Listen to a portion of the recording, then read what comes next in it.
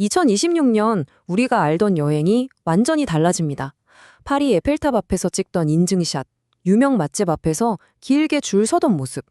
이제는 좀 옛날 이야기처럼 들릴지도 몰라요. 여행이 어디 갔냐가 아니라 내가 어떤 사람이냐를 보여주는 시대가 됐거든요. 오늘 이 거대한 여행의 리셋, 그 모든 것을 속 시원하게 알려드릴게요. 자, 이 모든 변화를 딱 한 문장으로 보여주는 게 바로 이겁니다. 부킹닷컴에서 말했죠. 여행은 더 이상 이동의 경험이 아닌 삶의 태도를 드러내는 선택이다. 와, 진짜 의미심장하지 않나요? 오늘 이 문장에서부터 시작해서 여행이 어떻게 우리 자신을 보여주는 거울이 됐는지 한번 같이 따라가 보시죠. 오늘 우리가 함께 살펴볼 내용은 이렇습니다. 첫 번째, 왜 인증샷 여행은 끝났다고 하는지.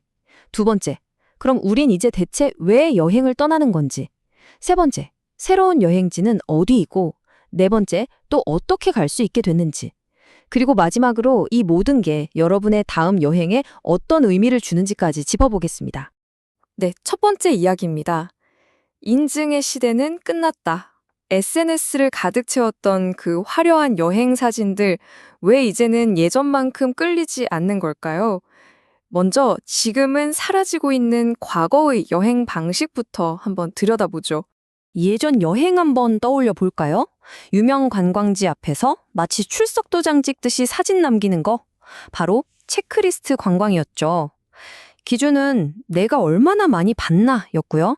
목적은 당연히 남들한테 보여주기 위한 SNS 인증샷이었습니다. 근데 지금은요? 완전히 판이 바뀌었어요.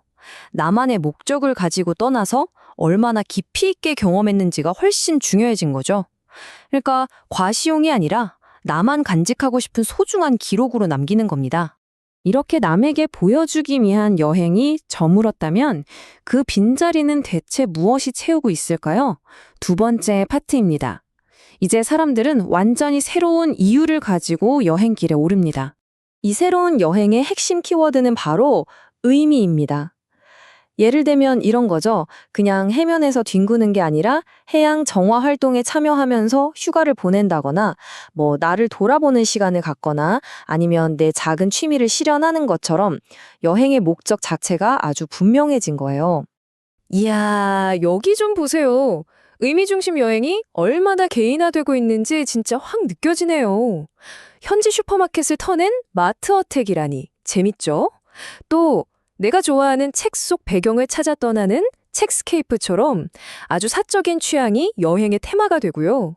쉬면서 자기 관리까지 하는 글로우엄 여행처럼 힐링 방법도 구체화되고 있습니다. 와, 여행을 떠나는 이유가 정말 다양해졌죠? 그리고 이런 흐름은 더 큰 트렌드로 이어집니다. 한 지역에 아예 길게 머물면서 살아보거나 노트북 하나 들고 일과 여행을 병행하는 디지털 노마드가 되는 것처럼요. 그러니까 여행이 더 이상 일상에서의 도피가 아니라 내 삶을 확장시키는 또 다른 방식이 된 거죠. 자, 여행을 떠나는 이유가 이렇게나 바뀌었는데 그럼 우리가 가는 장소는 어떨까요? 당연히 달라질 수밖에 없겠죠. 이번 장의 핵심 키워드는 분산입니다. 모두가 가는 파리, 로마, 도쿄 말고요. 나만 아는 숨은 보석 같은 곳을 찾아 떠나는 거예요. 북적이는 인파를 피해서 진짜 현지의 날 것 그대로를 경험하고 싶은 욕구가 우리의 여행 지도를 완전히 새로 그리고 있는 겁니다. 이 숫자 좀 보세요. 무려 225%. 트립닷컴 자료인데요. 우즈베키스탄이나 카자흐스탄 같은 중앙아시아 국가들의 숙소 검색량이 작년보다 이렇게나 늘었다고 합니다. 와, 예전에는 정말 생각도 못했던 새로운 목적지들이 우리 눈앞에 펼쳐지고 있는 거예요. 사람들이 이렇게 덜 알려진 곳으로 떠나는 데에는 아주 현실적인 이유도 있습니다. 바로 가성비죠. 근데 이게 무조건 싼 곳만 찾는 게 아니에요. 같은 돈으로 훨씬 더 큰 만족을 얻으려는 아주 똑똑한 소비, 이른바 가성비 여행이 새로운 목적지를 찾아내는 강력한 동기가 되고 있습니다.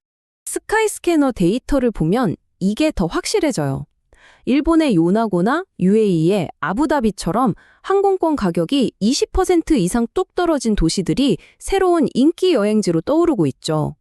결국 저렴해진 항공권이 우리에게 예전에는 없었던 선택의 자유를 선물하고 있는 셈입니다. 이런 흐름은 이제 전 세계적인 현상이에요. 일본의 작은 도시들부터 프랑스 콜마르 같은 유럽의 숨겨진 보석까지. 여행의 스포트라이트가 대도시에서 매력적인 이선 도시들로 확실하게 옮겨가고 있는 거죠. 좋습니다. 여행의 이유도 장소도 바뀌었어요. 그렇다면 무엇이 이 새로운 여행을 가능하게 만들었을까요? 네 번째, 바로 여행의 방법이 달라졌기 때문입니다. 이 모든 변화를 이끈 힘은 대체 어디서 나왔을까요? 그 답의 상당 부분은요, 바로 우리가 타는 비행기, 즉 항공산업 자체의 변화에 있습니다. 핵심은 선택의 확장입니다. 예전에는 유럽 같은 먼 곳을 가려면 인천공항에서 큰 항공사 비행기를 타는 게 거의 유일한 방법이었잖아요. 근데 이제는 저비용 항공사들이 그 노선에 뛰어들고 심지어 부산이나 청주 같은 지방공항에서도 바로 출발할 수 있게 된 거예요. 우리 소비자 입장에서는 훨씬 더 다양한 가격과 옵션을 갖게 된 거죠. 이 변화는 크게 세 단계로 일어났어요. 먼저 항공사들 간의 경쟁 구도가 바뀌면서 새로운 노선의 기회가 열렸습니다. 티웨이 항공 같은 저비용 항공사들이 바로 그 기회를 잡아서 파리, 로마까지 날기 시작했고요.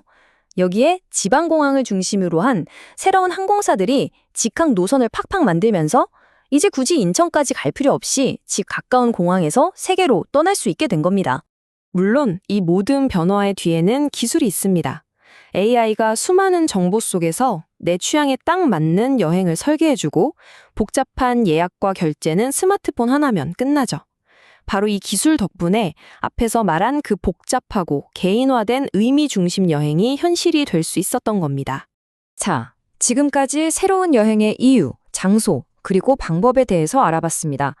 그럼 이 모든 변화가 2026년 여러분의 여행에 과연 어떤 의미를 가질까요?